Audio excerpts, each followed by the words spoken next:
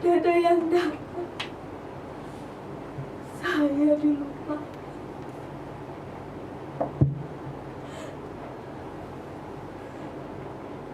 Sudah berapa lama saya di sini? Tidak tahu.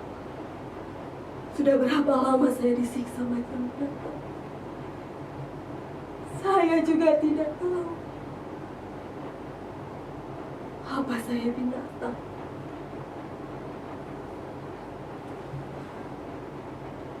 Tempat dinding ini hanya ada satu jendela berjeruji besi jauh di atas sana. Tembok yang tebal, tidak ada perabotan, tidak ada selimut.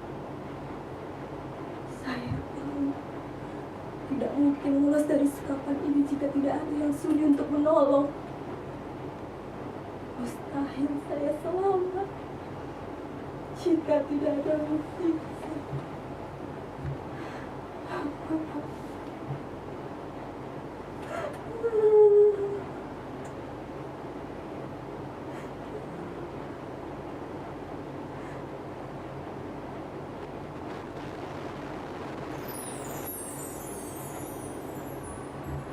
Mudasir?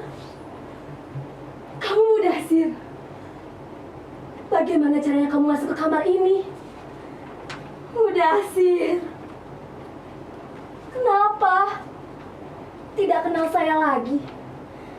Saya Atika, istrimu. Dulu kamu mengantar saya pergi ke Jakarta. Kita berpisahan di Bandara Soekarno-Hatta, Cengkareng. Kamu cerita di surat, sehabis mengantar saya, kamu langsung pulang kampung untuk mengurus sawah. Selama setahun lebih kita saling berkirim surat. Tapi sesudah musibah itu datang, surat-suratmu tidak datang lagi. Jangan pergi, Mudasir. Jangan tinggalkan saya. Apa saya sudah tidak punya daya tarik lagi? Kamu dulu sering bilang begitu. Saya cantik apa adanya, kecantikan yang alami tanpa gincu dan bedak. Saya tahu penyiksaan ini bikin wajah saya tidak secantik dulu lagi. Kalau ada cermin di kamar ini, mungkin saya bisa segera tahu wajah saya sudah seperti gombal busuk, bacin, dan tidak layak untuk dipandang-pandang. Bikin jijik ya. Tapi Mudasir, kamu mencintai saya lahir dan batin kan? Kamu tidak hanya menikahi wajah saya kan? Kalau memang benar kamu ada di sini, tolong keluarkan saya dari sekapan ini. Lalu kita pulang kampung bersama-sama ya. Tidak perlu melapor kepada polis Raja Diraja. Tidak guna melapor kepada Menteri Tenaga Kerja. Kita warga negara Indonesia, bukan warga negara Filipina. Beruntunglah mereka yang berasal dari Filipina. Bahkan presiden mereka pun peduli terhadap nasib para tenaga kerjanya, terutama yang bekerja di mancanegara. Kita, kalau punya banyak uang diperas habis sampai tulang sumsum. Tapi kalau ada musibah, pura-pura tidak tahu, diabaikan. Sudahlah Mudasir. Bicara tentang kekacauan terhadap penanganan TKW seperti saya selalu bikin dada seketika sesak. Lebih sesak lagi dada kita, karena kenyataan yang terang benderang itu tidak pernah diakui keberadaannya. Ya karena mereka malas menanganinya. Tidak sudi tangan kotor dan energi dihamburkan. Akibatnya, kita yang selalu menjadi korban dikorbankan.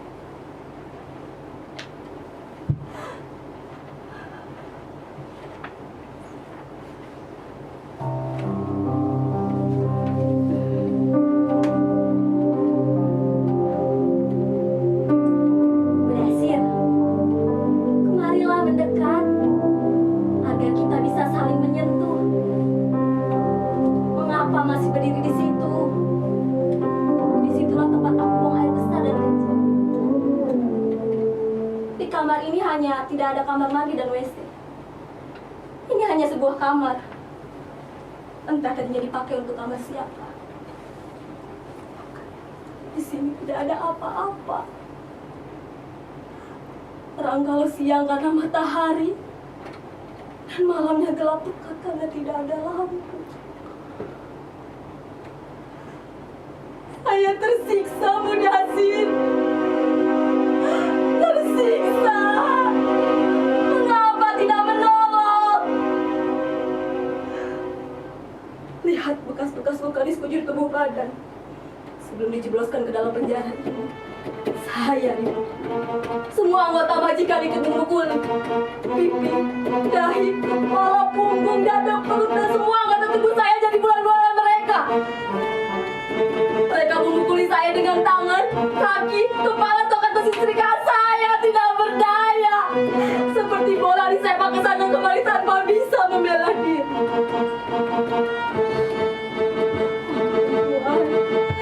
Ampun Tuhan, please Tuhan, ampun Tuhan, saya tidak bersalah.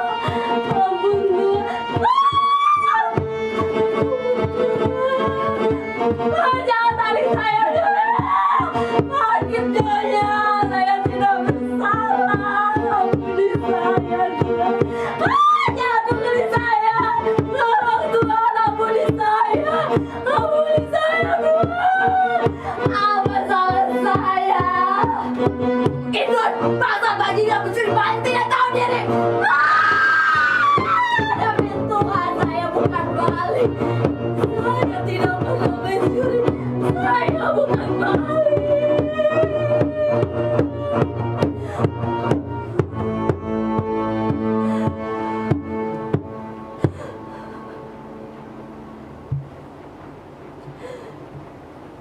Sudah berapa lama saya ada di sini?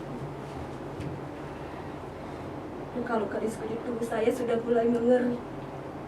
Bisa jadi sudah lebih dari sebulan. Mudasir, kamu tidak akan bisa membayangkan perlakuan apa yang sudah saya terima selama ini. Saya lebih pantas disebut anjing. Saya dianggap bukan manusia lagi. Tapi Mudasir, demi Tuhan saya bekerja. Saya bangun sebelum subuh, membereskan rumah, menyapu, mengepel, mengat rabotan. Saya mencuci, menyetrika, memasak, bungkus tanaman. Saya sendirian di rumah sebesar ini. Semua saya lakoni dengan gembira dan ikhlas. Tidak mengeluh.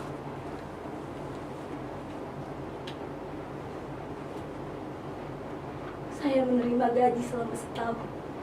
Kamu tahu sendiri Mudasir, uangnya saya tabung dan sebagian saya kirim ke kampung. Kamu cerita di surat, kamu telah menerima kiriman ringgit dari saya. Kontrak kerja saya 5 tahun. Saya bertekad, di ujung tahun kelima saya pulang bawa ringgit sebanyak mungkin, agar bisa membeli beberapa petak sawah untuk modal hidup di masa depan. Tapi pada bulan ke-13, suatu malam, majikan lelaki datang mendatangi saya. Dia nampak mabuk. Waktu itu sekitar pukul 11. Nyonya majikan dan anak-anaknya menginap di rumah family di rumah kota. Jadi di rumah sebesar ini hanya ada kami berdua. Dia masuk ke rumah, menutup pintu kemudian berbaring, dan dengan isyarat tangan menyuruh saya untuk berbaring di sampingnya. Saya menggeleng, tubuh gemetar. Dia melotot dan kembali memberi isyarat tangan agar saya segera berbaring di sampingnya. Saya tetap menggeleng dan duduk meringkuk di sudut dengan waspada. Dia bangkit. Saya pikir dia berniat untuk merekam saya. Dia bangkit berdiri, menatap pintu, membuka pintu, kemudian pergi. Terdengar suara langkahnya di jauh. Saya menghela nafas panjang dan menangis. Saya bersyukur kepada Tuhan karena malam itu tidak terjadi apa-apa.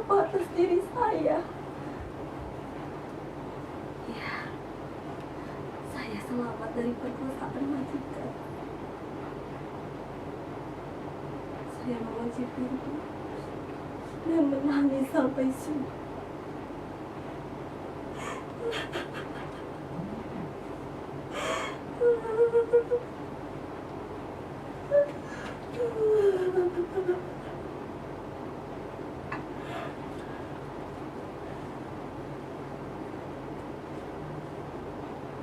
Mudasir, mengapa diam saja? Kamu tidak percaya cerita saya? Demi Tuhan, saya bersumpah saya masih suci. Tidak ada yang berani merenggut keperawanan saya. Percayalah kepada saya, Mudasir. Jangan pergi, Mudasir. Jangan tinggalkan saya. Saya butuh kehadiranmu. Nyata atau cuma hayalan tidak penting lagi. Kamulah harapan saya satu-satunya. Saya tahu kamu dulu marah karena saya langsung tinggal untuk pergi bekerja di negeri ini. Padahal kita baru menikah 3 bulan. Tapi itulah rencana saya, mengumpulkan uang agar kita tidak sengsara. Saya harap kamu sudi untuk memahaminya. Di negeri sendiri, saya tidak mungkin menggait uang sebanyak untuk saya bekerja di negeri ini. Berapa gaji paling besar seorang pembantu rumah tangga di Jakarta? Di negeri ini, saya mampu menggait 5 kali lipat dari gaji mereka. Dan itu sangat menggiurkan.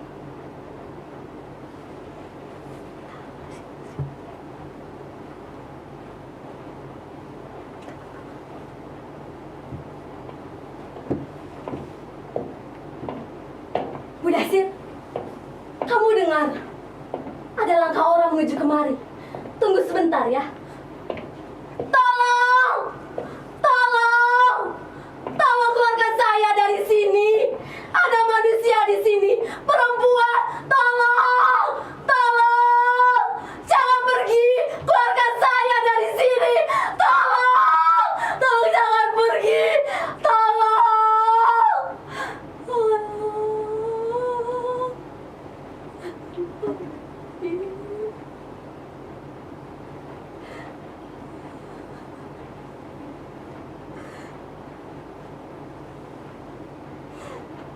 Tidak ada yang sudi untuk menolong saya. Tidak ada yang datang. Saya dilupakan.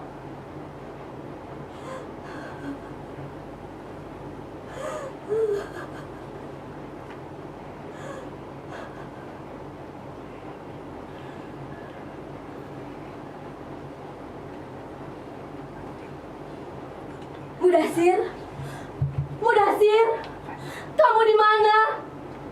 Mudasir, Mudasir, kamu pergi.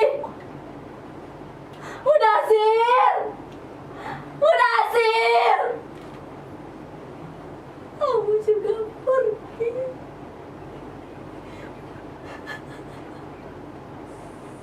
Saya tidak punya siapa-siapa lagi. Saya ditinggal sendiri. Bahkan bayangan suami pun tega meninggalkan saya.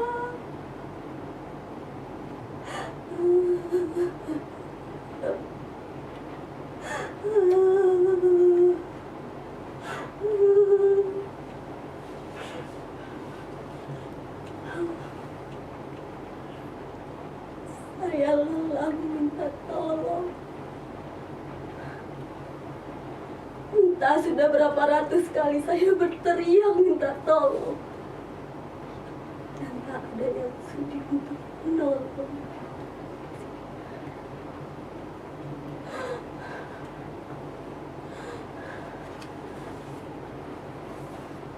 Apakah ada yang merasa kehilangan saya? Sehari 2 hari hilang masih bisa dimaklumi.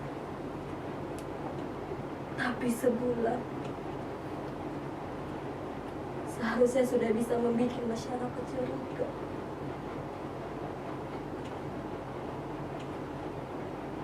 Bisa saja sudah dianggap pembunuh. Pembunuhan. Tolong! Tolong! Tolong! Tapi jangan tolong saya.